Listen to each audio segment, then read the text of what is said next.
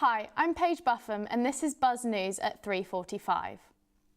It's a big weekend for football in Bournemouth as the ladies play Manchester City in the fourth round of the Adobe FA Cup on Sunday.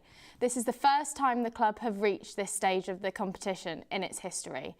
And we have an exclusive interview from Cherries midfielder Eleanor Cole, where she talks more about the match ahead, as well as her time on CBBC's hit show Jamie Johnson. A sailor from Lymington won his 9th championship to extend his dominance in the sport. Benji Sampson reports. History was made in Shenzhen, China, as Lymington's Ian Williams won the World Match Racing Tour with Team Pindar by Maniport Logistics. Williams claimed the championship for an astonishing 9th time to extend his dominance at the top of the sport. Oh, it's incredible for us to get to 9 World Match Racing Tour titles. I guess when I started match racing 30 years ago, it was the goal was to, I guess, try and get on the World Match Racing Tour and try and win a world title. So to be at 9 is incredible. The victory extends his world record as well as capping off a historic three-peat, having won in the previous 2 years, and is the first person to accomplish this to date. How do you keep the pedal to the metal, keep improving is a big part of what makes our team tick. And I think it's really about just having a professional approach to analyse after every day, keep looking for things that you can do better, looking at the video footage, watching other teams, particularly with a lot of young teams coming onto the World Match Racing Tour, and they bring new innovation, new ideas, and we're watching them and seeing if there's anything that they're doing, that's better than what we've got. So for sure, it's mostly about the commitment to not resting on your laurels, not thinking that you've got it all sorted, and going out there and looking to improve as the regatta goes on. Williams is a veteran of the sport, having taken up sailing full-time back in 2005, and is the most decorated match racing sailor of all time. Away from competition, he's also shaping the future of sailing, enjoying some time coaching other elite sailors. Yeah, well, I'm actually mid-regatta now. I'm coaching a regatta in Perth right now, remotely. So if I look a bit bleary-eyed, it's because I was up in Australia time this morning, coaching the Canadian Sail GP team. So that's a big project for me. I also do some sailing with some other teams. A skipper called Christian Hamilton I sail with. And then I'm also hoping to continue coaching with the British America's Cup team into the America's Cup next year, although that still needs sorting out. So yeah, quite a lot of different projects, and obviously doing my own match racing. So yeah, it's normally the way in sailing that you have more than one project going on, and one of the key things is to try and get them to dovetail, and so they all sort of they help each other, and I think that's a nice program with those 4. They do certainly support each other. Benji Sampson reports, Buzz News. We look now to the football. Both the men and women's sides of AFC Bournemouth are in action. Jack Hillman has more. AFC Bournemouth fans have a feast of football to enjoy over the next coming days as both the men and women are in action. But we head over to the women first. Sunday, what a massive game. Manchester City in the Adobe Women's FA Cup. Lauren Hemp, Alex Greenwood, Euros winners in that team. They travel to Totton to face Bournemouth on Sunday. We spoke to Helen Blizzard yesterday and she spoke about her team's preparations this week. Yeah, training's been really good. We haven't really changed much. Obviously, the occasion speaks for itself, but the best thing we can do as staff is just make sure that we do the same prep as we would any other week. And yeah, the girls have been great. They've been really at it in training and making it a hard decision for me. So there is obviously with the hype of the game, and that's naturally going to take over in certain moments. But again, the more we can keep it business as usual, I think that helps. On the size of their opponents and the magnitude of the game, Helen Blizzard and her team are relishing the experience. Yeah, I mean, like we said, I've played in 2 FA Cup finals, and I've played, like Laura Coombs, who plays for them, she was my teammate at Chelsea, so I know the standards of those girls. But like you said, what an opportunity for those girls to have that opportunity, and our ambitions are to get into the WSL, so why not test yourself against the best, literally the best team in the country and some of the best players in the world, to see where you're at and what you can do to improve. She also spoke about how preparations before the game have been key to helping them mentally. Yeah, I think I've learned throughout the 4 or 5 months that I've been a coach here, but also as a player my whole career, it can one slight change can really throw your preparation. I mean, footballers are quite superstitious, just because we're playing Man City, our prep doesn't need to change. If we did, it could totally throw a lot of players psychologically, and there's no reason to change just because we're playing a WSL 1 team. We do our analysis right, we do our prep throughout the week, and like I said, if we can keep it as business as usual on the training pitch, then it just creates a bit more calm, and the girls will probably feel more prepared going into the game. Defender Jessica Hennessy has said that as players they will have to adapt the way they play to face Manchester City on Sunday. Yeah, exactly. It's going to be a different game. Normally we're used to having the ball and passing it around, but obviously this game isn't really going to be like that. So yeah, we prepared in a way that we think will do harm, and that we are just confident in how we're going to play this weekend. A bit differently, but it's still exciting and we know what we have to do. Jessica also spoke on the confidence her side are carrying at the moment. Jessica is also brimming with confidence herself after scoring a late equaliser in their last game. Yeah, exactly. I think as a player you have to have confidence, and I think this year all of us players have grown in confidence. Over 1,000 days unbeaten, so like that's an amazing achievement. And to be honest, going into this game, it's just the same way like we always do. Like, we don't think about losing, we don't think about they scoring goals against us. We just go in like we normally do. If it goes our way, it does. If it doesn't, it doesn't. And I think going into this game, like, we're underdogs, so we can just give it a go, just do what we can, and we'll just see how it goes. Over to Andoni Iraola's men, who travelled to Brighton on Monday night. His side sit 15th in the table, however they are just 6 points off the top 6. They come into this game after exiting the FA Cup on Saturday against Newcastle, a 3-3 draw after 120 minutes, but exiting 7-6 on penalties. Team news, well, Andoni Iraola has much more to say than me, but David Brooks is out with an ankle issue and Ryan Christie may be available. Here's what the Bournemouth boss had to say. Yes, right now, as you know, we are quite thin. We have probably from the last game, Brooksy finished with he twisted his ankle. It's an ankle that has previously given him some problems even before we were here, and we are there seeing if he is going to be available or not. But he's the one who finished like worse from the Newcastle game, and then the only one who can recover is Ryan. Ryan is feeling better, and I hope he can be available for Monday. I think he's training in a better level than he has been previously, and I hope we can recover Ryan. But yes, it's still early because we still have 3-4 days until the game, but this is more or less the situation. His side face Brighton, who sit 11th in the league table and are unbeaten in their last 4 games in all competitions. Iraola notes how Herzler's squad depth has helped them in many different games and was left impressed by the Seagulls' recent performances. They are using very well this squad, and you have to be ready not just for the starting 11, also for the moment they put the subs, and normally they are the ones making the difference, so we have to be very ready. I think it's a team that plays very well. I've seen last games, Manchester, both City and United away, they played really well both games, and I think like we've had last games because we've had a really difficult schedule this past month. We have to be ready for another of this kind of difficult games. Yes. It's the January transfer window, and Andoni Iraola did hope for more additions by Monday night, but he's yet to have any. He does appreciate the club's efforts in what is a very tricky window. Players, it's true that the club is working on trying to sign players.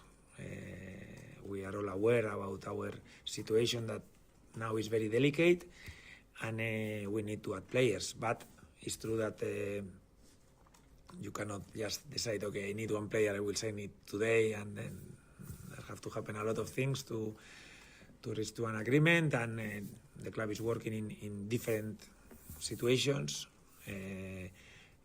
open to different options, and we have to wait. Obviously, I want the players for now, but I understand that this takes time, and we have to wait until we can close a deal, yes. Can the women's side complete the underdog fairy tale, and can Andoni Iraola complete the double over Brighton this season? We'll have to find out soon. Jack Hillman, Buzz News, Bournemouth. AFC Bournemouth ladies have the biggest game in their history on Sunday. Their midfielder Eleanor Cole sat down with Tom Priestley. From acting to the FA Cup, 18-year-old Eleanor Cole has had no ordinary career in football. The young midfielder joined the Cherries following a breakthrough season in the Southern Premier Division with Gwalior United. The Welsh international was always destined to be in football. Yeah, so I think I was about 5 or 6 when I started playing football. Got into football because of my dad and my brother, massive football fans, absolutely brainwashed the whole family. So yeah, started playing because of them. If you didn't already know her as a Bournemouth player, you may know her as Albert Osborne from CBBC's hit TV show Jamie Johnson. Elena spent a significant part of her childhood on the show while balancing her career as a footballer as well.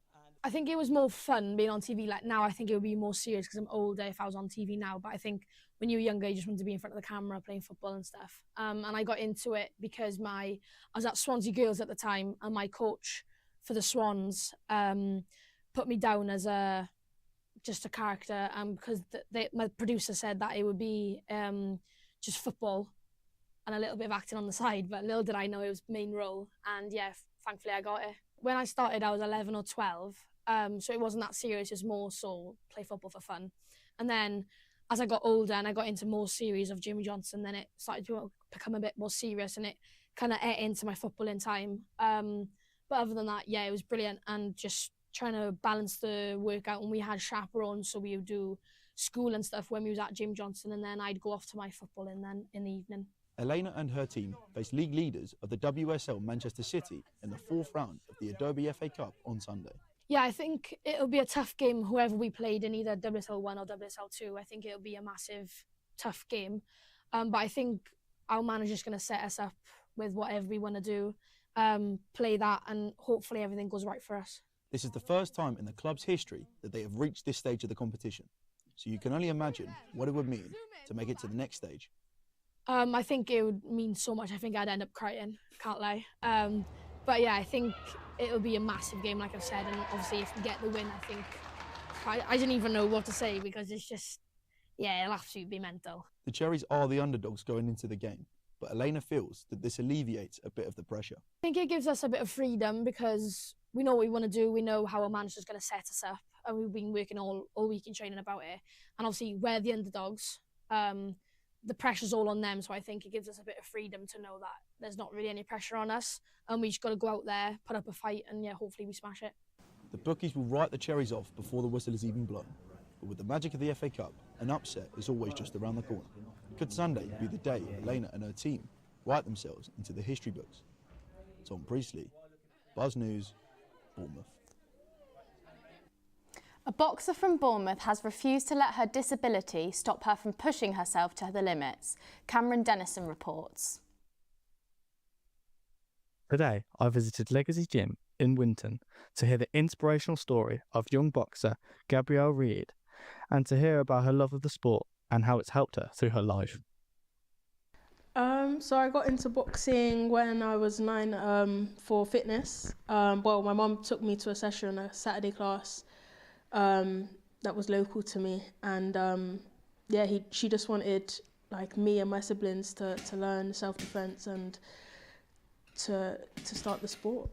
Yeah, I mean, it means like everything to me, because when even though sometimes like coming to training all the time, it can be like, oh, but when I don't go, I feel like, yeah, I just don't even feel this like myself, do you know what I mean? So it is literally everything to me, and like I've got a lot of close friends. I've got like my work that I'm currently doing is all come from boxing. So it's literally, yeah, really important to me. Gabrielle has had 34 fights so far in her career, but she doesn't look like stopping yet.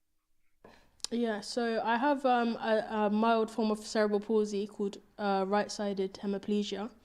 And that basically means that the right side of my body I struggle with like mobility and movement, and that was caused through like some complications at my birth, which caused brain damage, like some brain damage to me. So it is quite a mild condition, but that doesn't mean that it doesn't come with its challenges. And when I was younger, before the boxing, it was much more difficult, but the boxing kind of became a type of therapy, physiotherapy for me, and it really did improve my coordination and movement and just general life, me and my independence of being able to do more and feel more confident. Sometimes I'm not the best at it because in my head, like, yes, on paper I do have cerebral palsy, but like I said, I've never really wanted to be somebody that uses that as a reason why I can or can't do something. So sometimes I don't necessarily always adapt what I do like I should, but then I face the challenges later because I'm like, oh, this is because you do have cerebral palsy. But for me, it's just being more self-aware and learning to rest and learning that it's okay not to be able to keep up with everyone else if you can't. But yeah, I wouldn't say they've gotten easier or harder. I just think they've become different. So I'm facing different challenges to what I did. So I overcome something, but then there's something else that comes. So, for example, as I'm getting older now, I struggle with like a lot. For example, because I have cerebral palsy, simple activities take a lot more energy than the average person. So like walking, running and things like that. So and as I'm getting older, I'm finding it harder to recover and becoming fatigued. But, you know, you just have to roll with it, I guess. Inspirational stories like this is what makes sport great. Cameron Dennison, Buzz News, Bournemouth. A fundraiser for the family of the late non-league football volunteer John Keating has raised over £4,000. Ryan Mullally reports.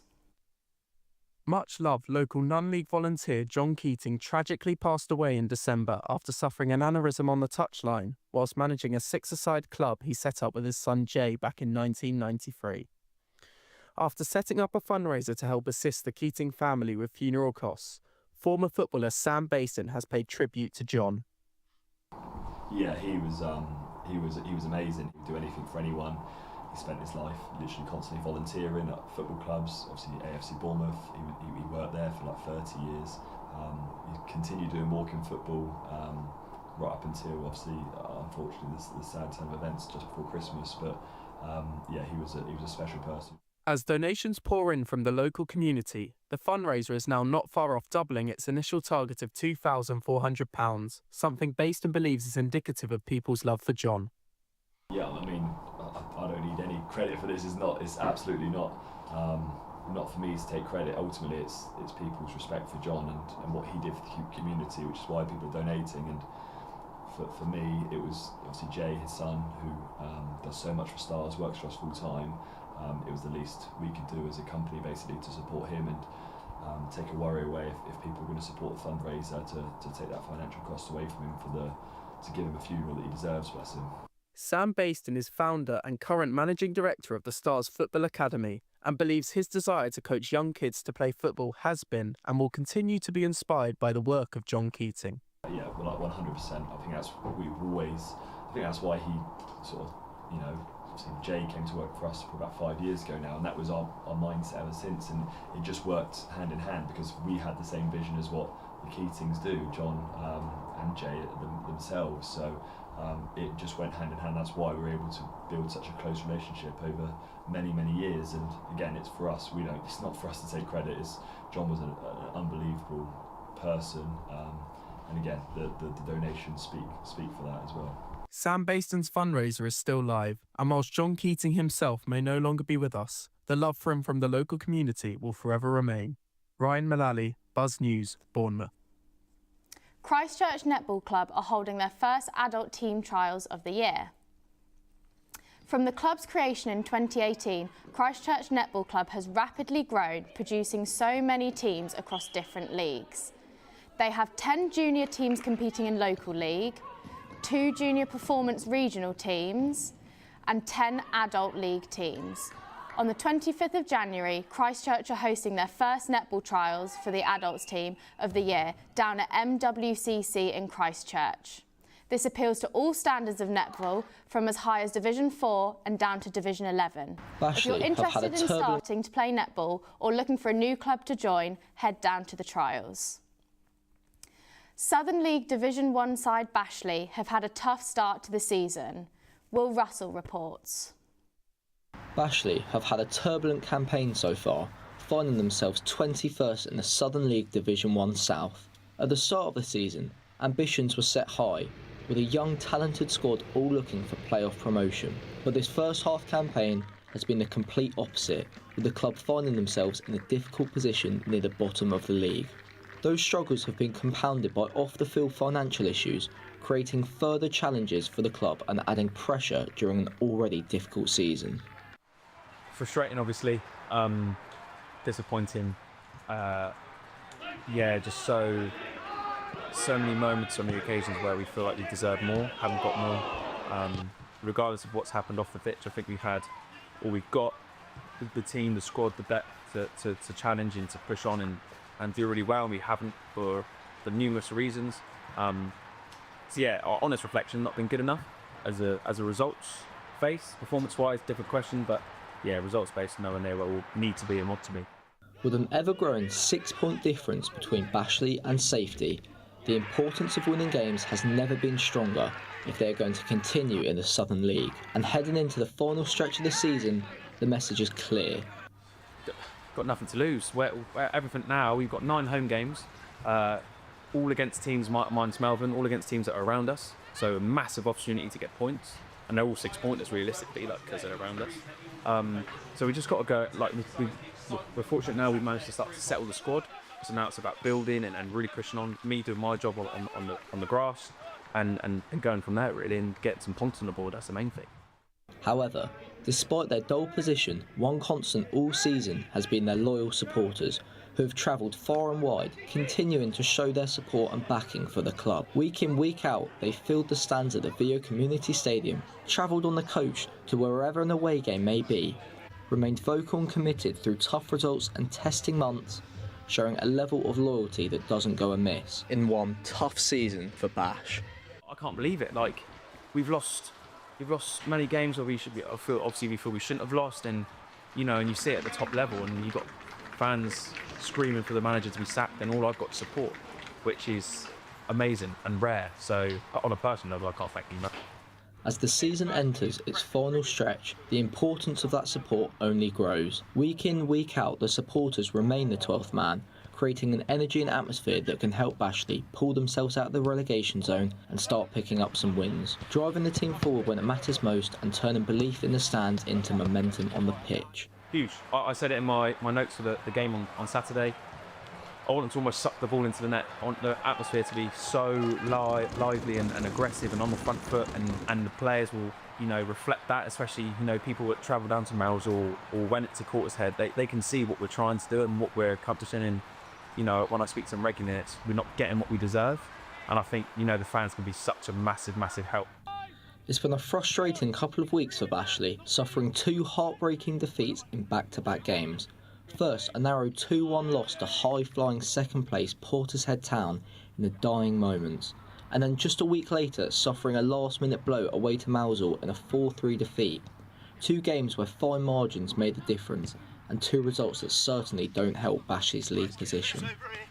But despite those late setbacks, the mood in training this week has remained positive, with a real sense of togetherness and focus to turn results around in the second half of the season. Will Russell, Buzz News, Bashley.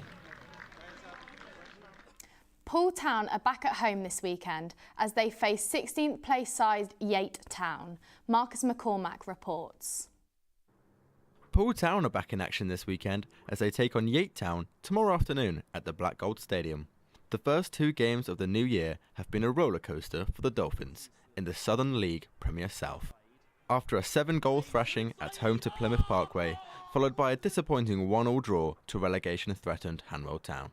Now, Poole Town look to bounce back against Yate Town, a team that they have already beaten this season in a tight 2-1 away win in the FA Trophy. Dolphins number 10 IK Hill is confident of getting a result in a crucial match for the club. They're always a hard team. You never know what you're going to get out of them. They work hard, and they're a good group. They play some decent football here and there. But no, I feel like we should do the job really. Hill believes that the Dolphins have dropped vital points on the road to promotion this season. I feel like we dropped points where we shouldn't have, like at the weekend just gone. I felt like even like the Sholing game, getting a point there we should have. Like here and there, the Walton should have realistically won. Like there's been a few games where I feel like we should have won. Like we're happy, we're second in day compared to last season where they're at. I feel everyone's a lot happy, but at the end of the day you always want more. I want to be winning thing. I want to win the league at the end of the day. No matter if he's in the starting lineup or on the bench, Hill is focused on the team picking up the most points in the back end of this season. Hopefully I can start, as long as I'm contributing to the team, scoring goals, assisting, that's all that really matters. But this stage of the season is all about getting points, whether I'm playing or not. Like, if other people are playing well, like, we've got to be winning now. We're second. We want to get as close as we can to first. Whether we can is up to us, really. Kick-off is at 3 o'clock tomorrow at the Black Gold Stadium, with Poole Town looking to maintain their playoff position. Marcus McCormack, Buzz News, Poole. Now our sports presenter Ryan is previewing the local fixtures for the weekend. Over to you, Ryan. Good afternoon.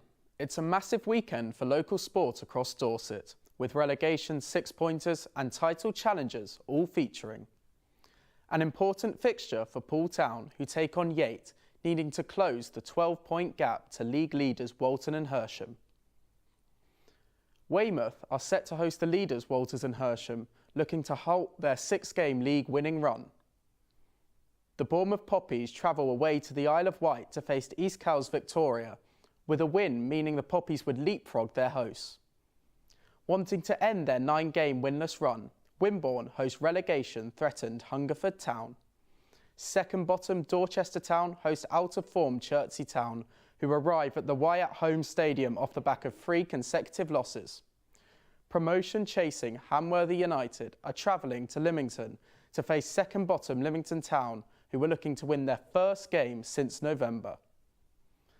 This is how the Southern League Premier Division South League table looks before this weekend's action takes place.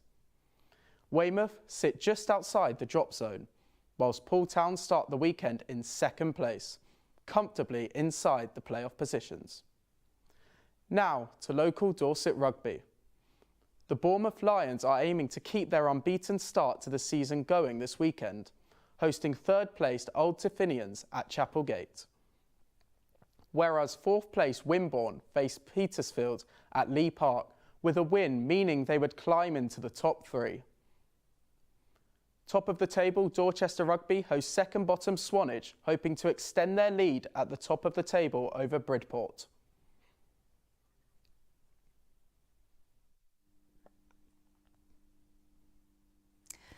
That's all from Buzz News. Goodbye.